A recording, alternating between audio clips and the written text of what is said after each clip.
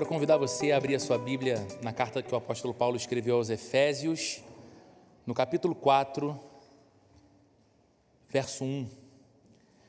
Eu estava lendo há algum tempo atrás uma matéria que falava que o brasileiro aprendeu há alguns anos, a amar séries, assistir séries por conta da Netflix e outras plataformas parecidas, e que o brasileiro, então, tão habituado à novela, por conta de sua cultura, passou a gostar de assistir muitas séries. E a gente está aqui numa longa série na igreja, de reflexões baseadas na mensagem dessa carta que o apóstolo Paulo escreveu aos Efésios. Hoje a gente entra, para usar uma linguagem de série, a gente entra na 4ª temporada dessa série, entrando então na reflexão do capítulo 4. Nós iniciamos as exposições aqui em Efésios no primeiro domingo de março desse ano, e desde então essa tem sido a nossa caminhada, e Deus tem nos concedido graça, e tem sido um tempo muito precioso. Se você está aqui visitando a gente, não sabia dessa informação, tem vontade de conhecer um pouquinho mais, ou ouvir as mensagens anteriores dessa série, já são quase 40 mensagens, se eu não me engano, já perdi um pouco a conta. Você pode encontrar todas as mensagens em áudio e em vídeo no YouTube, no canal da Igreja Plena Rio, ou em áudio nas plataformas aí de podcast, Google Podcast, Apple Music, Deezer, Spotify e alguma outra que toda hora o pessoal cria algo novo. Vamos juntos então ler Efésios no capítulo 4, apenas o verso 1. Diz assim a Bíblia, registrando as palavras do apóstolo Paulo: como prisioneiro no Senhor, rogo-lhes que vivam de maneira digna da vocação que receberam. Como prisioneiro no Senhor, rogo-lhes que vivam de maneira digna da vocação que receberam. Vamos fechar os nossos olhos e vamos mais uma vez orar. Senhor, obrigado pelo culto, obrigado porque a gente está aqui, obrigado porque esse domingo marca a transição de uma semana que acabou, em que o Senhor esteve conosco, guardando o nosso coração, cuidando da nossa vida. Se estamos aqui, se nesse momento temos a oportunidade de abrir o nosso coração, abrir os nossos lábios para declarar o nosso amor por Ti, é porque nos últimos dias a Tua boa mão, a Tua invisível mão, esteve sobre as nossas vidas, nos conduzindo. Estamos agora diante de uma semana inteiramente nova pela frente, e nós mais uma vez estamos aqui, entre irmãos e irmãs, diante do Deus a quem em Jesus aprendemos a chamar de Pai, entregando e consagrando os dias que virão em Tuas mãos, pedindo que o Senhor esteja conosco, nos guardando e cuidando da gente. E agora, Senhor, nossos corações abertos, diante do fato inquestionável que precisamos de Ti, nós clamamos pedindo que o Senhor nos fale através da Tua palavra.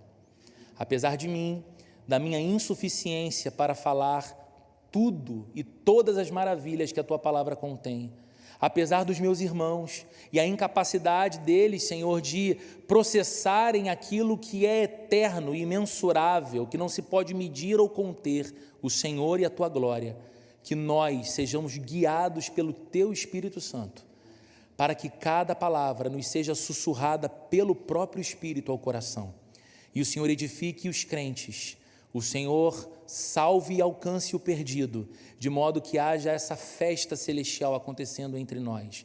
O coração que é despertado para viver para a Tua glória, já sendo crente, mas vivendo de modo morno, seja aquecido. E o coração que antes estava profundamente desconectado do Senhor, sendo alcançado pela obra do Teu Espírito Santo e encontrando a salvação. Que essa seja a alegria nos céus e essa seja a alegria da nossa igreja no dia de hoje, em nome de Jesus. Amém e amém.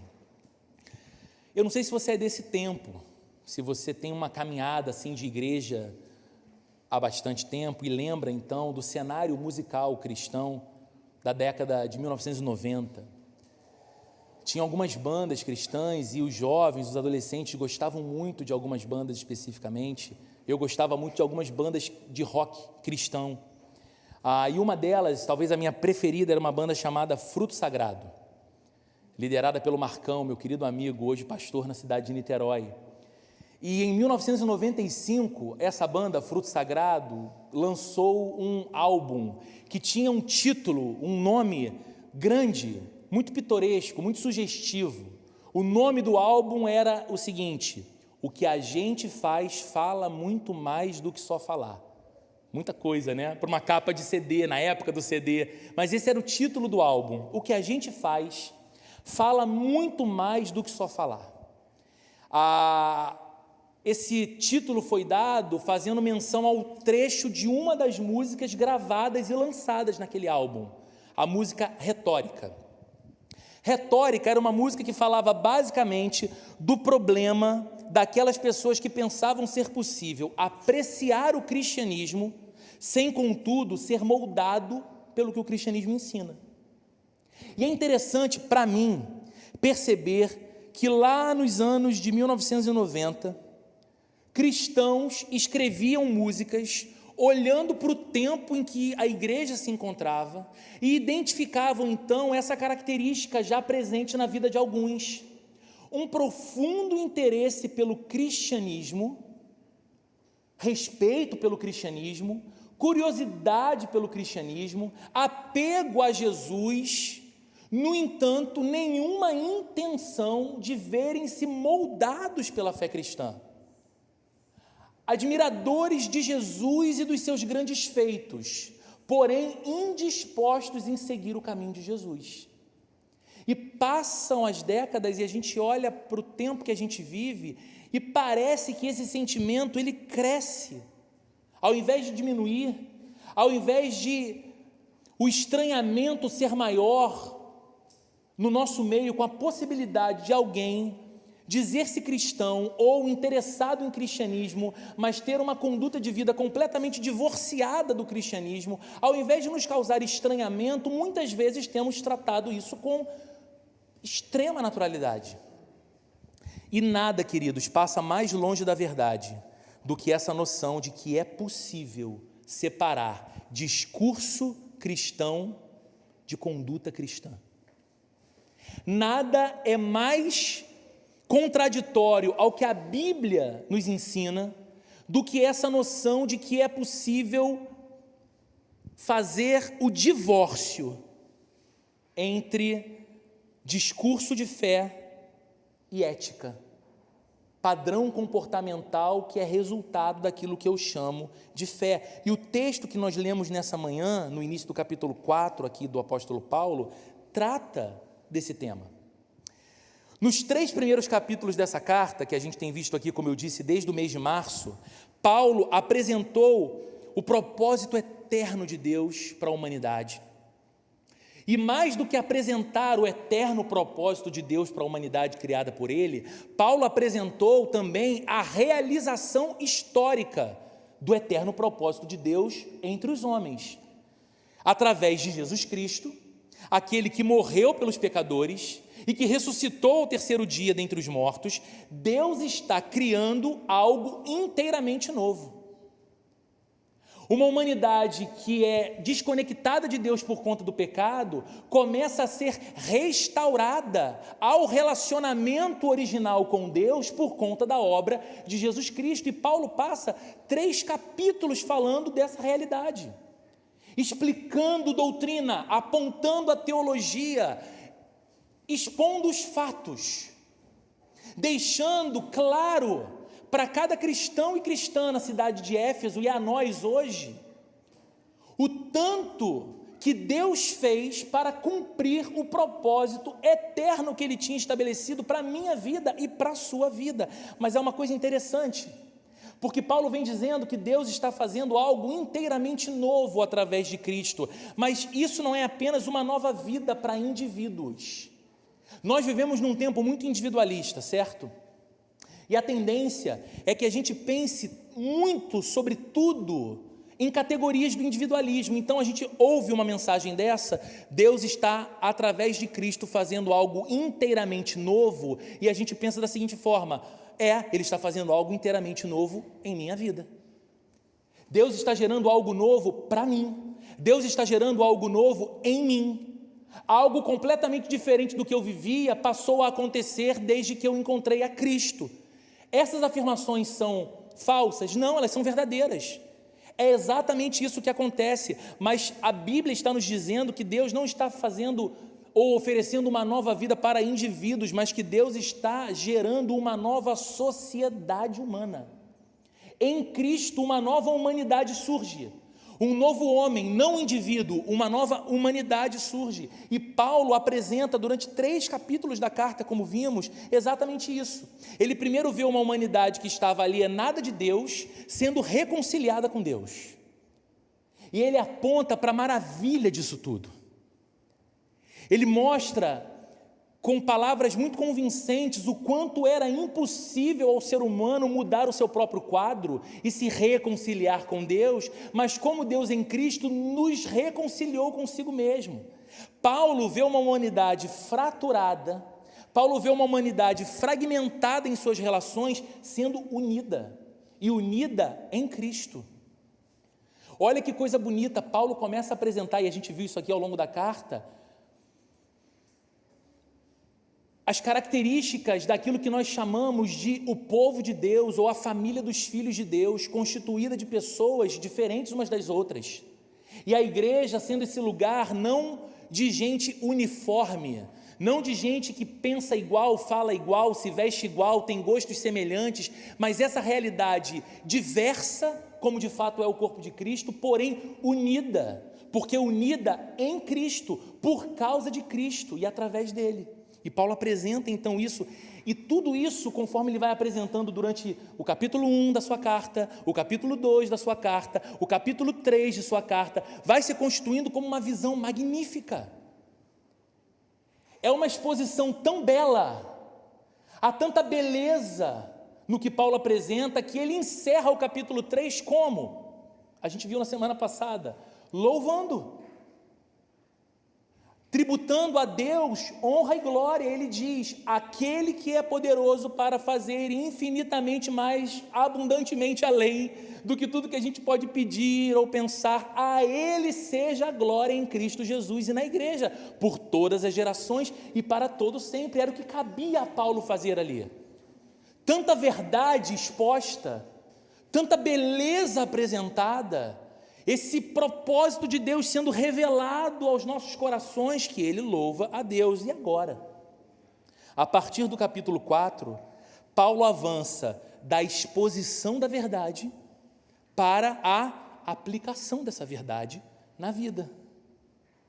É como se ele estivesse dizendo o seguinte: agora que eu sei, e agora que você sabe, como viveremos?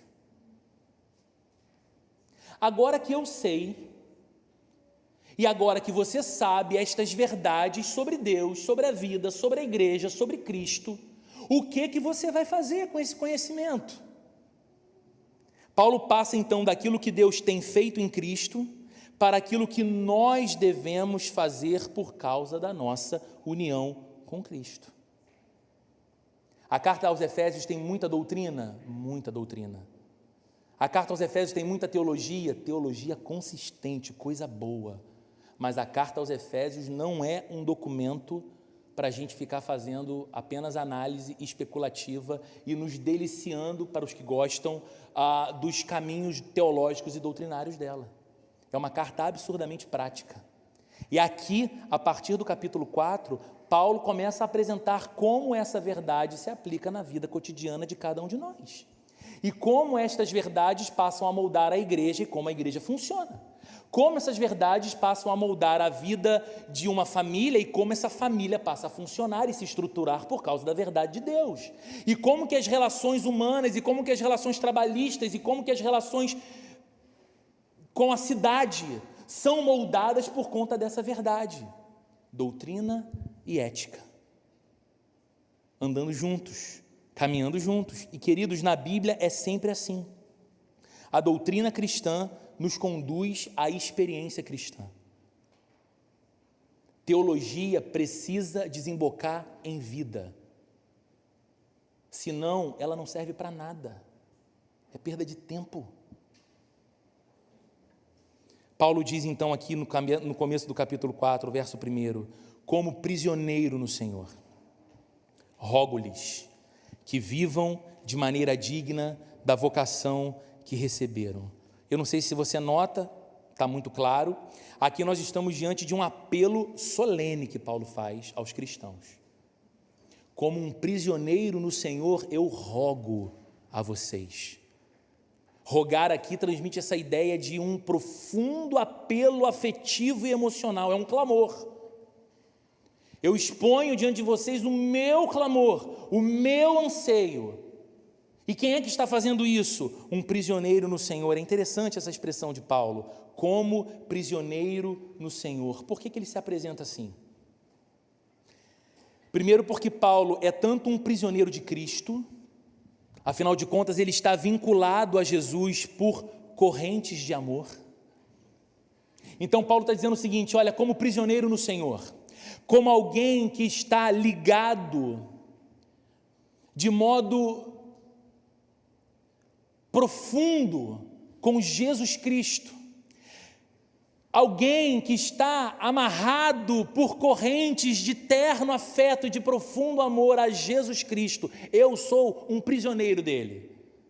Mas essa não é uma prisão que me humilha, essa não é uma prisão que me aflige, essa não é uma prisão que me diminui, é uma prisão que me liberta e que eu a amo. Eu sou um prisioneiro dele, eu sou um prisioneiro do seu amor. Então, num sentido, Paulo é isso.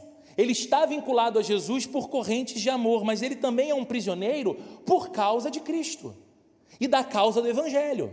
É por isso que ele escreve essa carta de dentro de uma prisão em Roma. Por que ele está preso? Qual foi o seu crime? Propagar o Evangelho de Jesus.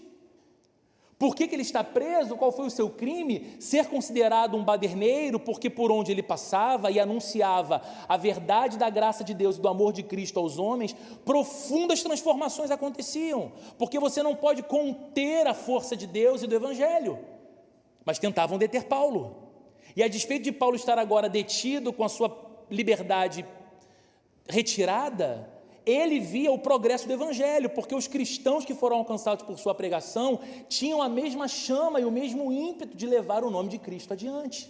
Então ele é um prisioneiro, e eu não sei se você consegue perceber então a força do apelo. É comovente, gente, o que ele faz aqui no início do capítulo 4. Ele está lembrando a sua condição, aqueles homens e mulheres, ele está dizendo, como um prisioneiro no Senhor eu rogo a vocês. São as palavras de alguém possuído por um profundo amor por Jesus, mas também comprometido com esse amor até onde isso lhe fosse exigido. Por isso ele estava na prisão, porque o seu compromisso de amor com Cristo o levou para ali. Ele não o negaria para ser posto em liberdade, ele não deixaria de proclamar o Evangelho para que encontrasse então liberdade e respeito público, ele não deixaria de pregar as verdades que mudaram a sua vida por conta do medo do imperador. Então colocaram ele encarcerado. É como se ele dissesse aos Efésios aqui, eu tenho falado sobre o amor de Jesus, e não apenas tenho falado sobre o amor de Jesus, mas eu tenho falado sobre a nossa necessária resposta a este amor. Eu tenho falado isso a vocês, Efésios, e a tantos outros, e tenho falado há muito tempo, mas não somente tenho falado, eu tenho mostrado a vocês com a minha própria vida o meu compromisso de viver por essa verdade. Por isso eu escrevo como um prisioneiro no Senhor. Você entende? Não são as palavras de alguém vivendo um profundo momento de conforto e estabilidade, tentando encorajar à distância gente que vive uma realidade dura de vida que ele não conhece. Não, são as palavras de alguém que, enquanto esteve pessoalmente com aquelas pessoas, lhes falou cheio de confiança sobre o amor de Cristo e sobre quanto o amor de Cristo pede de nós amor como resposta. E ele ensinou, e ele pregou, e ele evangelizou, e ele treinou líderes, e ele estabeleceu igrejas, e chegou um momento em que ele foi colocado num cárcere, e até isso era motivo de pregação, e ele dizia, aqui está o testemunho, eu não estou pedindo de vocês algo que eu não exija de mim mesmo, estou aqui prisioneiro no Senhor, pedindo, clamando, rogando para que vocês vivam de modo digno, com a vocação que vocês receberam. É isso que ele diz: vivam de maneira digna da vocação que receberam. Queridos, o caráter geral da vida para um cristão, e a gente precisa fazer esse corte aqui, o caráter geral da vida para um cristão é que ela deve ser digna da vocação que o cristão recebeu. Como é o viver? Como um cristão define suas metas e alvos de vida? Ele deveria definir primeiramente da seguinte forma: faça o que eu fizer, esteja onde eu estiver, vivendo no contexto em que eu me encontrar, eu preciso fazer da minha vida uma vida digna do Deus que me chamou para si. Dignidade da vida cristã só pode ser determinada pela natureza do chamado divino. Eu vou repetir. O que torna a vida cristã digna, o que define a sua dignidade, está e é determinado pela natureza do chamado de Deus, que Paulo usa aqui a expressão vocação. Vivam de maneira digna com a vocação que receberam. Em outras palavras, Paulo apela para que os cristãos em Éfeso, e nós com eles, cultivemos uma vida simétrica, uma vida de equilíbrio, onde discurso e prática, teologia e comportamento, confissão e conduta estão em harmonia.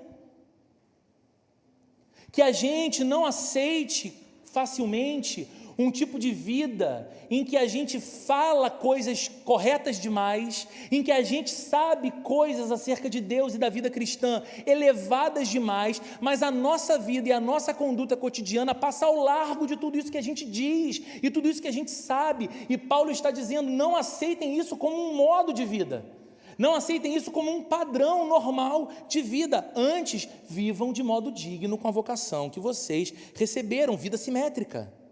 Você e eu, se cristãos somos, devemos viver uma espécie de vida que revela a beleza daquilo que a gente chama de fé e que revela a beleza da doutrina cristã.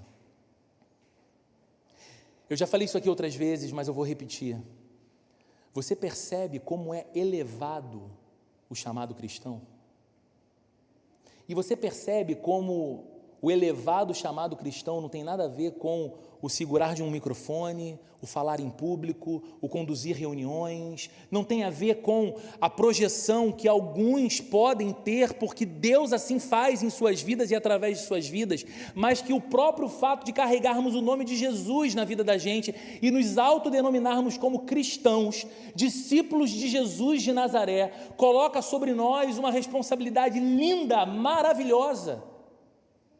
Porque aquilo que vai falar da beleza do cristianismo não é simplesmente a apresentação das palavras que a Bíblia nos anuncia, mas a encarnação dessas palavras na vida da gente. É a sociedade que nos cerca a olhar e entender que o cristão, ele é sim de fato uma espécie, como era no passado em Antioquia, pejorativamente, como eram chamados em Antioquia pejorativamente os cristãos, pequenos cristos.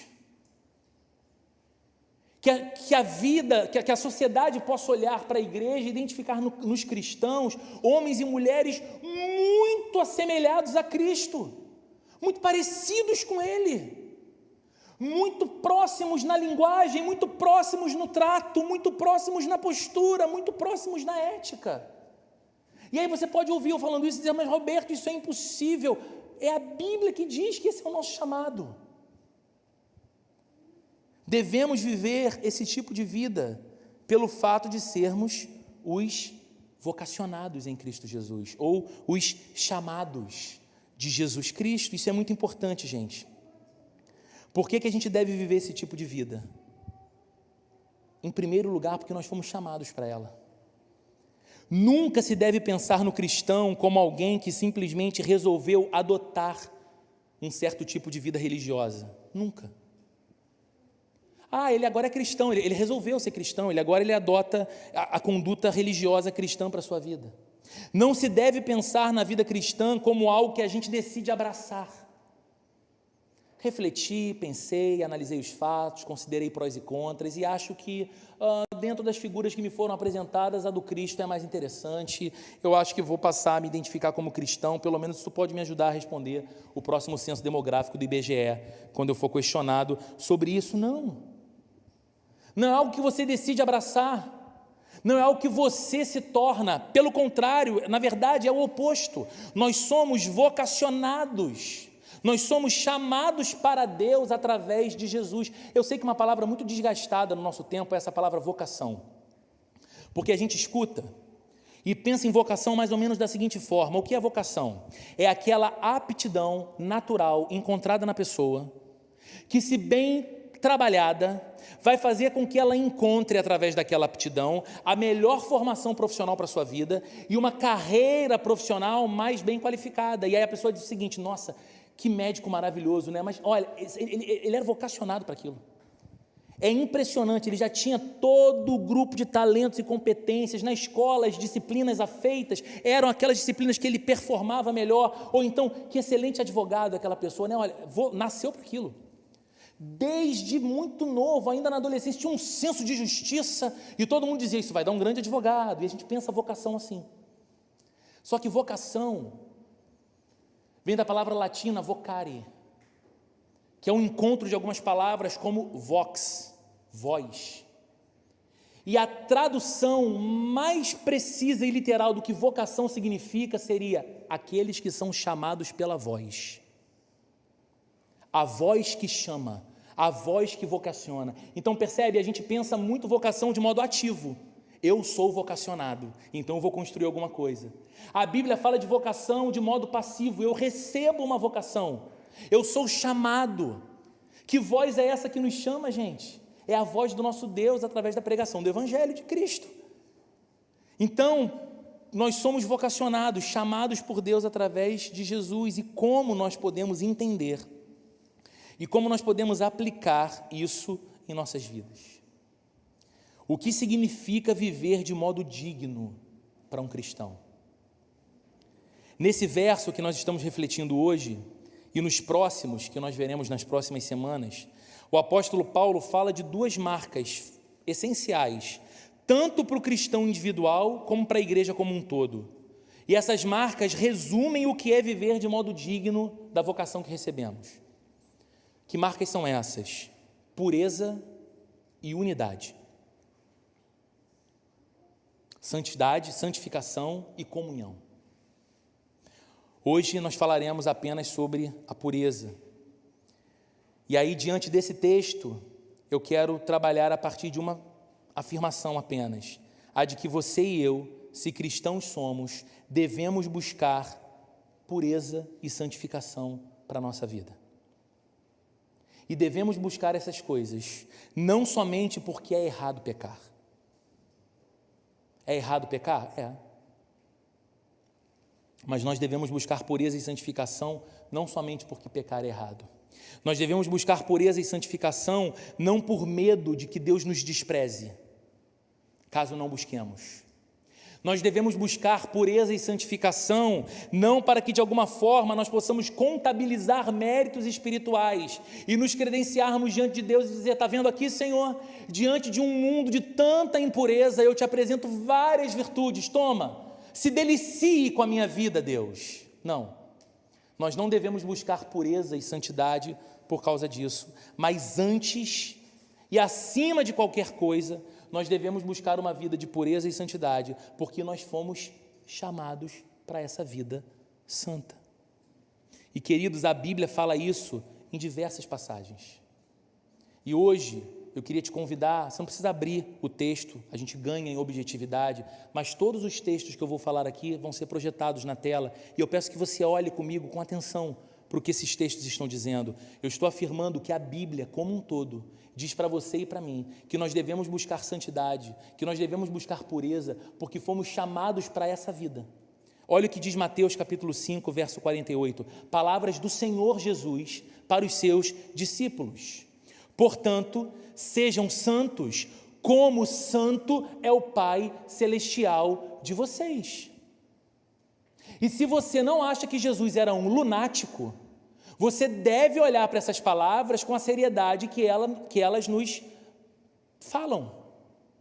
É Jesus dizendo não para a humanidade, é Jesus dizendo para os seus discípulos, para os homens e mulheres que se comprometeram em segui-lo, que entenderam seu chamado, entenderam seu amor e passaram a carregar o seu nome como cristãos. Ele está dizendo, o Cristo que nós seguimos está dizendo, sejam santos como o santo é o Pai Celestial de vocês. Sejam puros. O apóstolo Paulo, escrevendo numa de suas cartas, a primeira carta, na verdade, que ele escreve aos Tessalonicenses, no capítulo 4, verso 7, olha o que ele diz: porque Deus não nos chamou para a impureza, mas para a santidade. Vocação, chamado.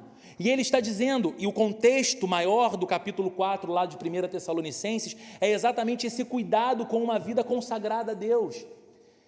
E quando ele vai apresentando o seu motivo pelo qual os tessalonicenses deveriam buscar uma vida consagrada a Deus, ele diz aqui no verso 7, porque Deus não nos chamou para a impureza, Deus não nos chamou para uma vida de mistura, Deus não nos chamou para que a gente tente equalizar na nossa própria vida o santo e o impuro, o limpo e o sujo. Deus nos chamou para a santidade, para uma vida que é destacada para Deus, para uma vida que é separada para a glória de Deus, para uma vida comprometida em honrar e amar a Deus acima de qualquer outra coisa, para uma vida que aprende a dizer não para tudo aquilo que tem o poder de arrancá-lo das mãos de Deus, ou da comunhão com Deus, que é o seu maior tesouro. O apóstolo Paulo, nessa mesma carta aos Efésios, que a gente tem há meses aqui compartilhado, no capítulo 1, verso 4, olha o que ele diz: porque Deus nos escolheu nele, em Cristo, antes da criação do mundo, para propósito, para sermos santos e irrepreensíveis em sua presença.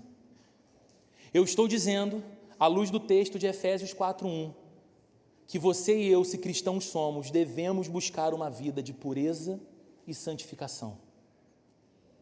Pecar é errado? É. O pecado entristece o coração do nosso Deus? Entristece o coração do nosso Deus.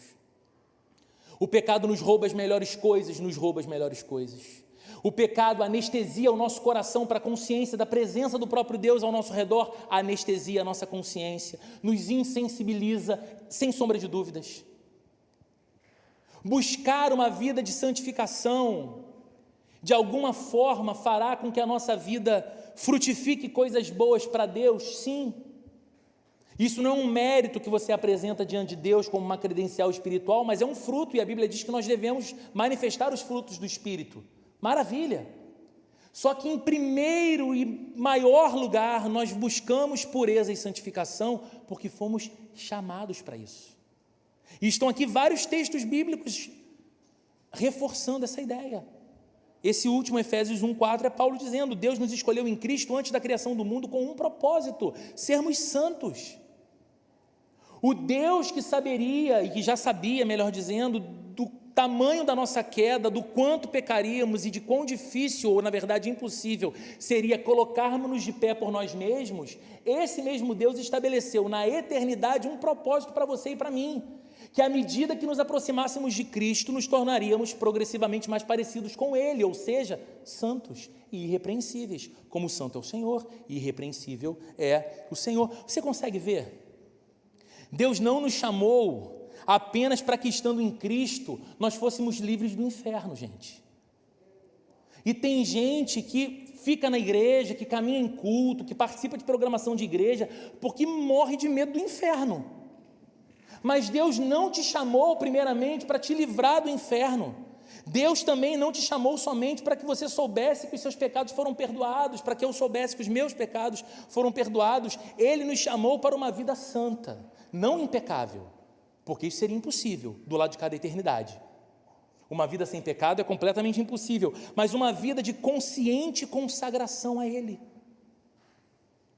Uma vida de intencional consagração diária ao Deus que nos chamou para fazer parte da sua família.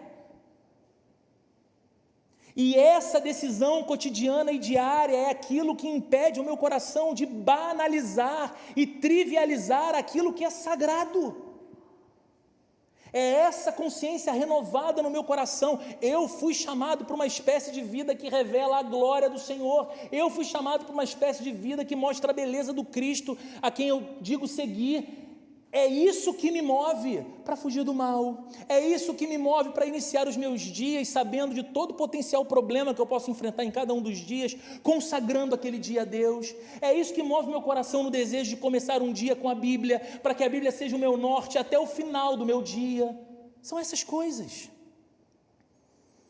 De modo que, vivendo como filhos de Deus, nós vivamos uma vida que faça recair honra na família de Deus, que é a igreja, e glória ao nome de Deus. E aí eu queria te convidar a pensar comigo algo. Quando na sociedade de hoje se pensa e se fala sobre igreja, o que a gente mais vê é essa honra atribuída à igreja como a família de Deus? Ou é o choque do escândalo, do desvio, da infidelidade, da jogatina, das oportunidades, da manipulação?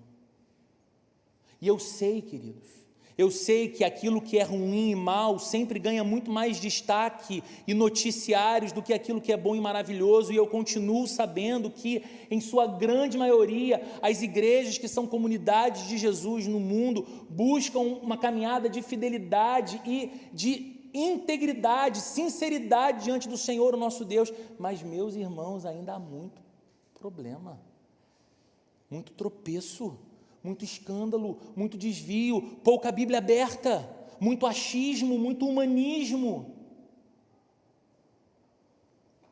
Você e eu precisamos, como filhos de Deus, viver um tipo de vida que faça a igreja, como família de Deus, ter uma imagem mais honrada na sociedade e o nome de Deus mais glorificado. Eu sempre dizia, e de vez em quando repito, falava quando a gente estava reunido no grupo base, sonhando com a plantação dessa igreja, eu sempre fazia uma pergunta para os irmãos que reuniam-se ali.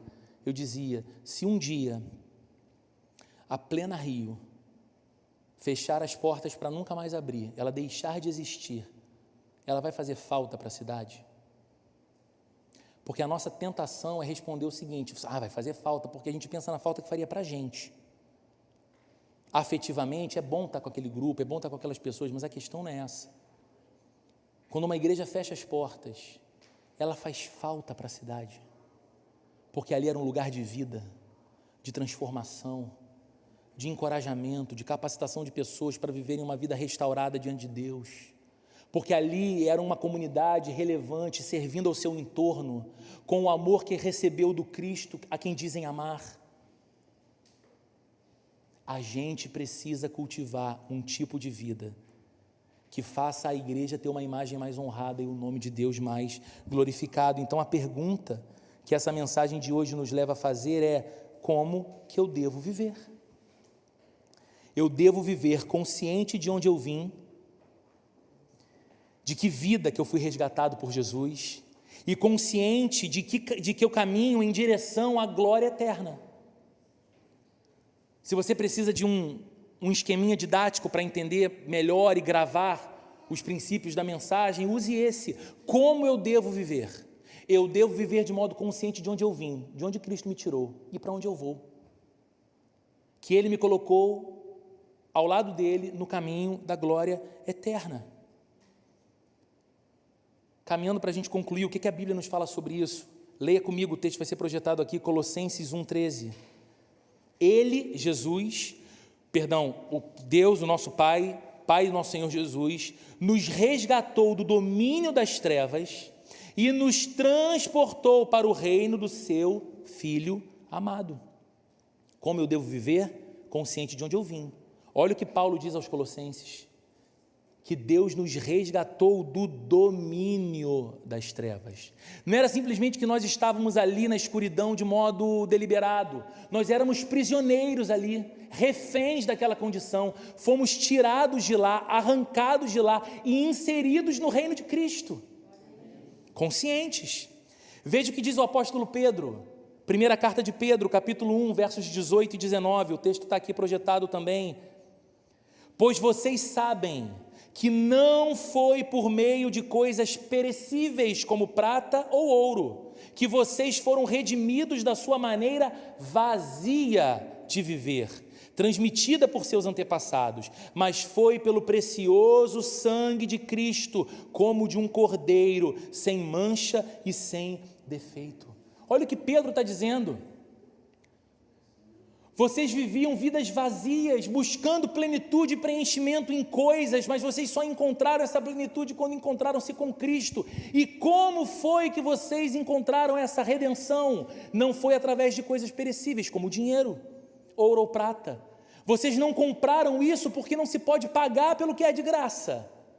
Foi através, no entanto, pelo precioso sangue de Cristo. Por isso que a gente celebra a ceia, gente.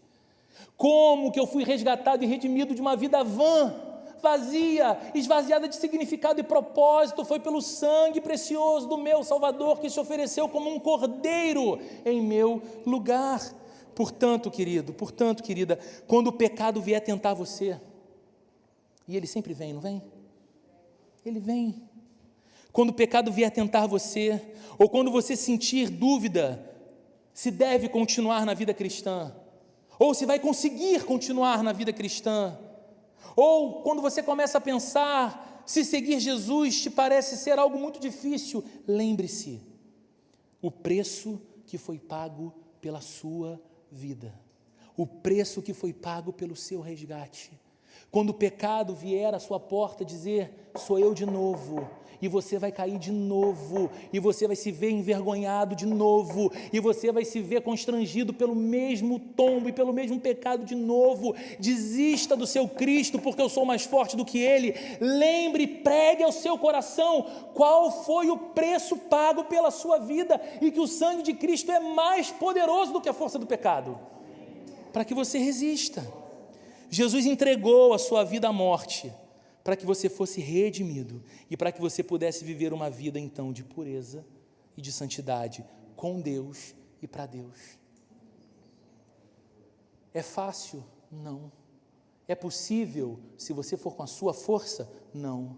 Agora, se você depende do Senhor, do mesmo que te resgatou das trevas e levou para o reino do Filho do seu amor, Ele é poderoso, aquele que é poderoso para te salvar, é poderoso para te santificar, para te purificar. Queridos, Billy Graham, grande evangelista do século XX, costumava dizer aos cristãos, nós somos a Bíblia que o mundo está lendo. Que frase! Ele dizia, é difícil você imaginar que alguém que não ame a Deus, ou não caminhe com Deus, ou não se importe com Deus, um dia decida entrar numa livraria, veja uma Bíblia, compre, começa a ler, e então fala, uau, que Deus de amor, que Cristo fabuloso, eu vou me render a Ele. Isso pode acontecer, mas não é o mais comum. No entanto, você e eu, quando cristãos somos essa Bíblia ambulante que o mundo está lendo o tempo todo. Então a pergunta que nos cabe é, você tem vivido de modo a revelar a beleza do cristianismo e a glória do Criador? Quando o mundo lê a Bíblia que é você, que Deus que ele vê? Que cristianismo ele enxerga? Você tem vivido como um filho de Deus, membro da sua família? Você entende que faz parte dessa família? É possível que a resposta para essas perguntas te deixe incomodado. Elas me incomodam também, quando eu respondo essas perguntas. É possível que a resposta para essas perguntas talvez deixe você até desanimado, desanimada. Mas eu quero te encorajar hoje a olhar menos para as suas possibilidades. As suas possibilidades e as minhas possibilidades são de fato muitíssimo limitadas, mas eu quero te convidar a olhar mais para o Deus dos impossíveis, que pode fazer tudo muito mais abundantemente além do que você é capaz de pedir ou pensar. E se você crê nisso, e se você sabe que o Deus da Bíblia é o mesmo Deus vivo hoje, o mesmo Senhor dos feitos prodigiosos do passado, é o mesmo Deus dos impossíveis de hoje, se Deus é o seu maior desejo, se a vida que Deus idealizou para você é o seu maior anseio, então pouco importa como você está agora, hoje, como que você chegou aqui até o ponto em que ouviu essa mensagem. Importa muito mais que decisão você toma diante de Deus a partir desse ponto. E o meu conselho para você, o meu encorajamento para você é: clame por socorro divino e clame por transformação. Coloque o seu rosto no chão se você precisar colocar e diga: Deus me santifica, Deus me limpa, Deus me arranca do pecado, Deus me leva para longe do mal, Deus não me deixa amargurar, Deus não me deixa insensível, Deus não me deixa cair no pecado condenado pelo Senhor lá através do profeta Isaías, quando disse: ai daqueles que ao mal chamam bem, ao bem chamam mal, ajuda-me, Senhor, a buscar em minha própria vida essa retidão. Lembre-se que você está clamando e apelando ao Deus dos impossíveis. Aquilo que você não tem, aquilo que você não pode, Ele é poderoso para realizar. Porque foi este mesmo Deus que transformou um assassino, como o apóstolo Paulo era, antes de sua conversão, no maior propagador do cristianismo de seus dias, no maior plantador de igrejas do primeiro século. Aos olhos humanos, impossível, só havia ódio e fúria no coração daquele homem, mas aquele touro selvagem foi domesticado pelo poder do Espírito Santo e transformado em algo que Deus quis para a glória do próprio Deus. Ele pode fazer em você, Ele pode fazer em mim, mas não abra mão da consciência de que foi para esse tipo de vida que Deus chamou você para viver uma vida de pureza e uma vida de santidade. Vamos orar. Senhor, a gente te agradece por essa manhã, pela Tua palavra, a gente te agradece pelo Teu amor, que não cessa de nos amar apesar de nós. E eu te peço, Deus, que o Senhor tome nos braços cada um dos Teus filhos e filhas aqui nessa manhã. O Senhor sabe, Senhor, a tristeza que nos visita quando percebemos o nosso coração tão distante do Senhor. O Senhor sabe como que a gente fica preocupado quando, num momento como esse, escutando o que a Bíblia nos fala, percebemos que a nossa vida parece caminhar tão distante daquilo que o Senhor tem como propósito para a gente. Quando a gente deixa outras coisas encherem o nosso coração, que não aquilo que o Senhor tem para a gente. Mas, Deus, o que eu te peço é que nessa manhã, o nosso sentimento ao sair daqui não seja o de desânimo e prostração, mas seja o desejo, o anseio ardente daqueles que clamam por vida genuína, vida que o Senhor tem para dar. Deus amado, o Senhor é poderoso para transformar o nosso coração, o Senhor é poderoso para transformar a nossa mentalidade, o Senhor é poderoso para transformar o nosso caráter, o Senhor é poderoso para moldar os nossos sentimentos, o Senhor é poderoso e a Ti nós clamamos. Senhor, ajuda-nos a viver vidas dignas da vocação que recebemos em Cristo Jesus, e que isso dê à igreja a honra de uma comunidade que de fato carrega o nome do Senhor, e isso dê ao Teu nome a glória que só o Teu nome é digno de receber. Essa é a nossa oração, Senhor, e que o amor de Deus, a graça de nosso Senhor e Salvador Jesus Cristo e a comunhão e a consolação do Espírito Santo esteja presente com cada um de nós aqui nessa manhã, hoje e para todo sempre. Amém e amém.